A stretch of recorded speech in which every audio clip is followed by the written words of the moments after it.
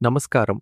రాయలసీమ అంటే కరవు, వర్షాభావం, వేరుశెనగ, వ్యవసాయ నష్టాలు ఇవే గుర్తుకొస్తాయి.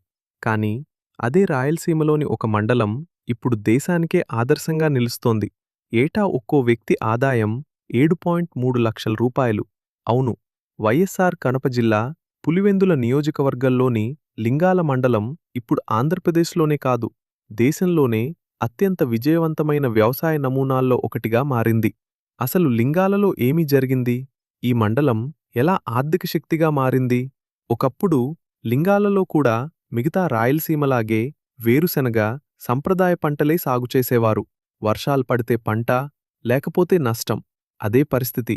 కాని దాదాపు 20 ఏళ్ల క్రితం రైతులు ఒక పెద్ద నిర్ణయం తీసుకున్నారు.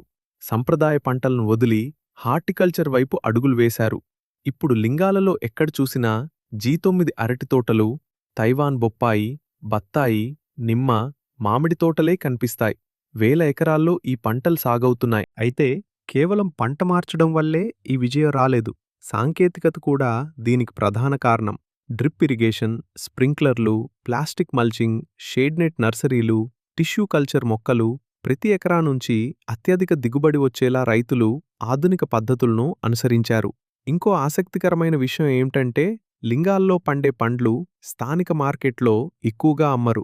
ప్రతిరోజు ట్రేడర్లు నేరుగా తోటలకే వస్తారు. అక్కడే కొనుగోలు చేసి ముంబై, ఢిల్లీ, హైదరాబాద్, బెంగళూరు ప్రధాన నగరాలకు తరలిస్తారు. అంతేకాదు, లింగాల్లో పండే G9 అరటిపండ్లు, ప్రీమియం బొప్పాయి విదేశాలకు కూడా ఎగుమతవుతున్నాయి. మధ్యప్రాచ్య దేశాలు, యూరప్, ఆగ్నేయాసియా దేశాలకు కోల్డ్ చైన్ ద్వారా ఈ పండు చేరుతున్నాయి. దీని ఫలితం ఏమిటి? ఎకరాకు ఆదాయం భారీగా పెరిగింది. భూముల విలువలు పెరిగాయి.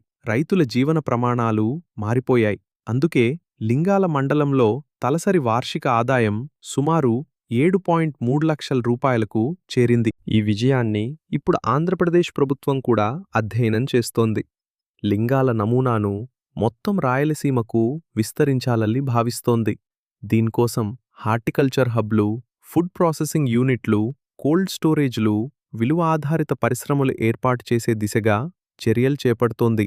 లింగాల చెప్పే పాఠం ఒక్కటే: నీరు తక్కువగా ఉన్నా సరైన పంటని ఎంచుకుంటే, సాంకేతికత ఉపేతికతను ఉపయోగిస్తే, మార్కెట్ను దృష్టిలో పెట్టుకుని సాగు చేస్తే వ్యవసాయం కూడా కోట్ల రూపాయల విలువ సృష్టించగలదు.